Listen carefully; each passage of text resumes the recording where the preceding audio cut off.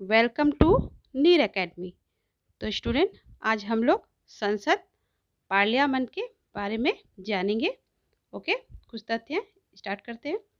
संसद के 3 सदन हैं, राष्ट्रपति, राज्यसभा और लोकसभा। राज्यसभा की अधिकतम संख्या 250 और लोकसभा की अधिकतम संख्या 552 होती है। इसकी संरचना, भारतीय संविधान का अनुच्छेद 79 कहता है कि संघ के लिए संसद होनी चाहिए जिसमें राष्ट्रपति और 2 सदन, राज्यसभा यानी राज्यों के परिषद जिसको अंग्रेजी में काउंसिल ऑफ स्टेट्स, और लोकसभा यानी लोगों का सदन जिसको अंग्रेजी में हाउस ऑफ द पीपल कहते हैं। संविधान का अनुच्छेद 80 राज्यसभा की संरचना को निर्दिष्ट करता है जिसमें राष्ट्रपति द्वारा मनोनीत 12 सदस्य और राज्य एवं केंद्र शासित प्रदेशों के 238 प्रतिनिधि होते हैं। राज्यसभा में सीटों का आवंटन चौथी अनुसूची में निहित प्रावधानों के अनुसार राज्यों और केंद्र शासित प्रदेशों के प्रतिनिधियों द्वारा पूरा किया जाता है। ठीक है, आगे चलते हैं। संसद की भूमिका क्या है? संसद राष्ट्रीय और अंतर्राष्ट्रीय महत्व के विभिन्न मुद्दों पर चर्चा करना, आपातकाल लगाना, क्षेत्र को बढ़ाना या कम करना, नाम बदलना, राज्यों की सीमा में बदलाव करना, राज्य विधानमंडल को बनाना या निरस्त करना आदि, और समय समय पर कोई शक्ति दी जा सकती है। संसद के 7 प्रमुख कार्य हैं: कार्यपालिका का नियंत्रण, कानून बनाना, वित्त का नियंत्रण, विमर्श शुरू करना, संवैधानिक कार्य, निर्वाचन संबंधी कार्य और न्यायिक कार्य। ये सब संसद के प्रमुख कार्य हैं। राज्यसभा के बारे में जानते हैं। भारतीय संसद का ऊपरी सदन राज्यसभा है। संविधान के अनुच्छेद 80 में राज्यसभा के सदस्यों की अधिकतम संख्या 250 निर्धारित की गई है। 12 सदस्य राष्ट्रपति द्वारा नाम निर्देशित किए जाते हैं। 238 सदस्य राज्यों के और संघ राज्य क्षेत्रों के प्रतिनिधि होते हैं। राज्यसभा के सदस्यों की वर्तमान संख्या 245 है, जिनमें से 233 सदस्य राज्यों और संघ राज्य क्षेत्र दिल्ली तथा पुडुचेरी की प्रतिनिधि है और 12 राष्ट्रपति द्वारा नाम निर्देशित है। लोकसभा लोकसभा भारतीय संसद का निचला सदन है। संविधान के अनुसार लोकसभा के सदस्यों की अधिकतम संख्या 552 निर्धारित की गई है।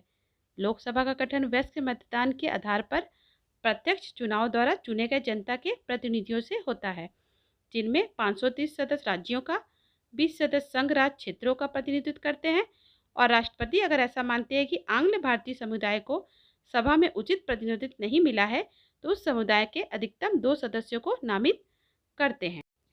राष्ट्रपति अधिकतम कितनी भी बार पद पर रह सकते हैं, इसकी कोई सीमा तय नहीं है। अब तक केवल पहले राष्ट्रपति राजेंद्र प्रसाद ने ही इस पद पर 2 बार अपना कार्यकाल पूरा किया है। प्रतिभा पाटिल भारत की 12वीं तथा इस पद को सुशोभित करने वाली पहली महिला राष्ट्रपति हैं। अभी वर्तमान राष्ट्रपति द्रौपदी मुर्मू जी हैं। संसद की सदस्यता की योग्यता, अनुच्छेद 84 के अनुसार सदस्यों की योग्यता इस प्रकार है। इसमें कहा गया है कि एक व्यक्ति सांसद बनने की योग्यता तभी रखता है जब वह भारत का नागरिक हो। राज्यसभा के मामले में सदस्य की उम्र 30 वर्ष और लोकसभा के मामले में 25 वर्ष से कम नहीं होनी चाहिए। यह है संसद की सदस्यता की योग्यता। संसद की कार्यवाही, प्रत्येक सदन अपनी कार्यवाही और कामकाज के संचालन के लिए संविधान के प्रावधानों के अनुसार नियम बना सकता है। संसद में किसी भी कार्यवाही की वैधता पर प्रक्रिया में कथित अनियमितता के आधार पर अदालत में प्रश्न नहीं उठाया जा सकता। संविधान में कार्यवाही और कामकाज के कुछ मूल नियम दिए गए हैं। संसदीय बैठक की शुरुआत का प्रथम घंटा प्रश्नकाल होता है। इस दौरान सदस्य ऐसे सवाल पूछते हैं जिसका जवाब मंत्री देंगे। तदनुसार प्रश्नों को तारांकित किया जा सकता है, जिसके लिए मंत्री मौखिक जवाब देंगे और अन्य सदस्य मंत्री द्वारा दिए गए जवाब के आधार पर पूरक प्रश्न पूछ सकते हैं। संसद की कार्यवाही, संविधान में हिंदी और अंग्रेजी की संसद की भाषा को घोषित किया है। हालांकि पीठासीन अधिकारी किसी भी अन्य भाषा के प्रयोग की अनुमति दे सकते हैं। इसके अलावा प्रत्येक मंत्री और अटॉर्नी जनरल को किसी भी सदन की कार्यवाही में हिस्सा लेने का अधिकार है। इन्हें सदन में बोलने का भी अधिकार है, लेकिन इनके पास जिस सदन से ये संबंधित होते हैं उसके अलावा किसी अन्य सदन में मतदान करने का अधिकार नहीं होता है। ओके, संसद की कार्यवाही, जिन प्रश्नों के जवाब मंत्री आमतौर पर लिखित में देते हैं उन्हें अंतरांकित रखा जा सकता है। दूसरे प्रकार का प्रश्न अल्प सूचना प्रश्न होता है, जिसके लिए प्रश्न पूछने से पहले 10 दिनों का नोटिस दिया जाता है। माना जाता है कि मंत्री द्वारा ऐसे प्रश्नों का भी जवाब मौखिक होगा। प्रश्नकाल के बाद शून्यकाल आता है, जो दिन के एजेंडे तक चलता है। संसद सदस्य इसका उपयोग बिना किसी पूर्व नोटिस के प्रश्न पूछने के लिए करते हैं। राज्यों का प्रतिनिधित्व, इनका चुनाव जनता सार्वभौमिक वयस्क मताधिकार का प्रयोग कर करती है। लोकसभा में प्रत्येक राज्य के लिए सीटों की संख्या निर्धारित होती है। सीटों की संख्या का निर्धारण सभी राज्यों के लिए राज्यों की संख्या और वहाँ की जनसंख्या के अनुपात के बराबर होती है।